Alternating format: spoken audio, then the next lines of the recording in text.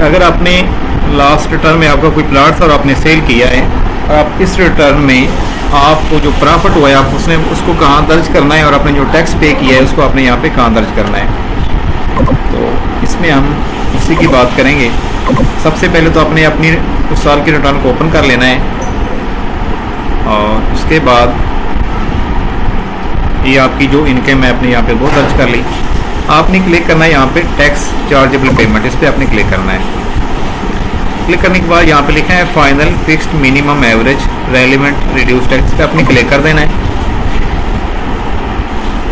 और आपके सामने काफ़ी ज़्यादा डिटेल में अमाउंट आ चुकी है। अब आपने करना क्या है, मैं आपको पहले दिखाता हूँ कि जो प्लाट है टैक्स पोस्ट में दिखाता हूँ ये वाला, इसमें ये प्लाट लिखा हुआ है 7 मरले का प्लाट है, ये 13,25,000 का है जो मैंने सेल किया है।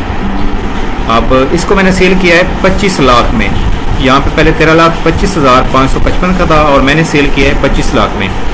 तो मुझे इसमें कितना प्रॉफिट आया है, मुझे इसमें प्रॉफिट आया तकरीबन 11,75,000 समथिंग आया है। उसको मैंने यहाँ पे ऐड करना है।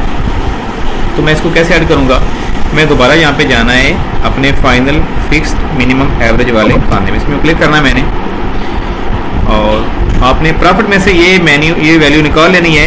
टोटल जो आपने प्लाट सेल के इसमें से वैल्यू निकालेंगे तो आपके पास प्रॉफिट आ जाएगा। और आपने यहाँ पे नीचे जाना है जहाँ पे 37A वाले। अब आपने देखना ये है कि आपके प्लाट की जो आपने सेल किया है वो कितना अर्सा आपने इसको रखा है। अगर आपने 1 साल के अंदर सेल किया तो आपने वैल्यू यहाँ दर्ज करनी है। अगर आपने 1 साल के बाद लेकिन 2 साल से एक्सीड नहीं किया तो आपने यहाँ दर्ज करना है। और अगर आपने 2 साल रखा है 3 साल से एक्सीड नहीं किया तो आपने यहाँ दर्ज करना है। अब जैसे ही आप इस यहाँ पे अमाउंट दर्ज करेंगे उसके हिसाब से उसका जो टैक्स होगा आगे सामने शो कर देगा।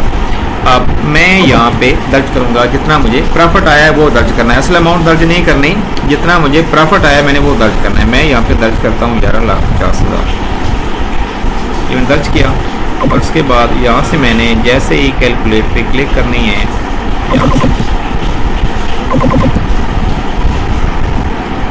देखिए इसने यहाँ से मेरा यहाँ पे ये टैक्स है और ये मेरी अमाउंट से इसने टैक्स यहाँ पे निकाल के दे दिया। अब ये मैंने दर्ज वहाँ किया है जहाँ पे 1 साल से ज़्यादा अरसा हो गया था, तो इसलिए अमाउंट बनी है 30,188 टैक्स। लेकिन अगर इसी रकम को मैं यहाँ से कट करके मैं यहाँ पेस्ट करूँ कि मेरा ड्यूरेशन 2 साल से ज़्यादा है लेकिन 3 साल से एक्सीड नहीं किया, मैं यहाँ दर्ज करूँगा और मैं अगेन जाके मैंने यहाँ पे कैलकुलेट कर देना है।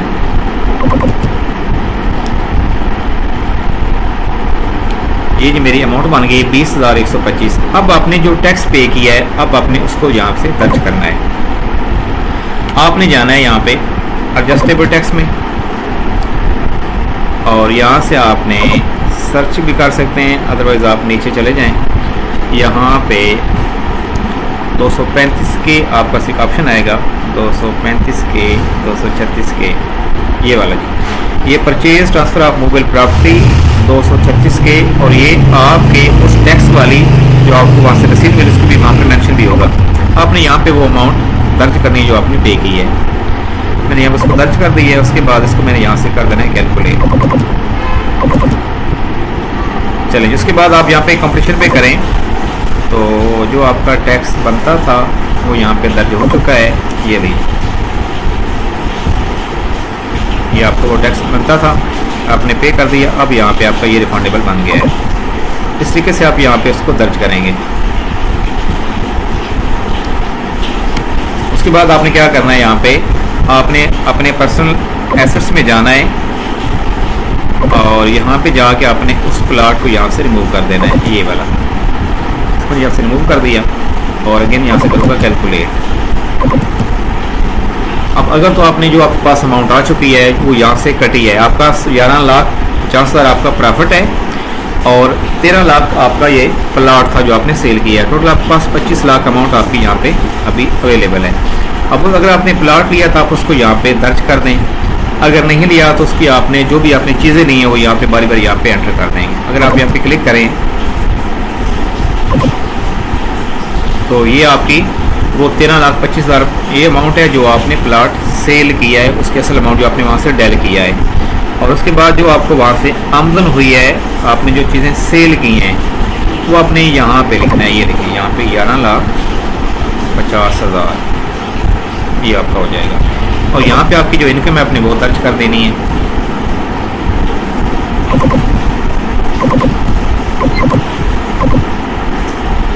अब आपके पास टोटल 27,95,555 है। इसमें से 3,20,000 आपकी सैलरी है। अगर वो निकाले तो पीछे आपके प्लाट की अमाउंट बनती है। अब इसको आपने यूज़ करना है। इसमें कुछ तो आपके यहाँ पे पर्सनल एक्सपेंसेस में लग जाएंगे, जैसे आपके घर के एक्सपेंसेस हैं, आपको 2 लाख यहाँ पे लग गया आपका। उसके अलावा आपने कोई फंक्शन किया, आपका 1 लाख यहाँ पे लग गया है। मैं यहाँ पे ये लगा देता हूँ। उसके बाद आपका बिजली का बिल है आपका 20,000 यहाँ पे लग गया। और उसके बाद ट्रैवल पे आपका 10,000 ये लग गया। और आपका वीआईपी पे 10,000। ऐसे आपने यहाँ पे दर्ज करना है। उसके बाद इसको आपने यहाँ पे कैलकुलेट करना है। ये हो गया।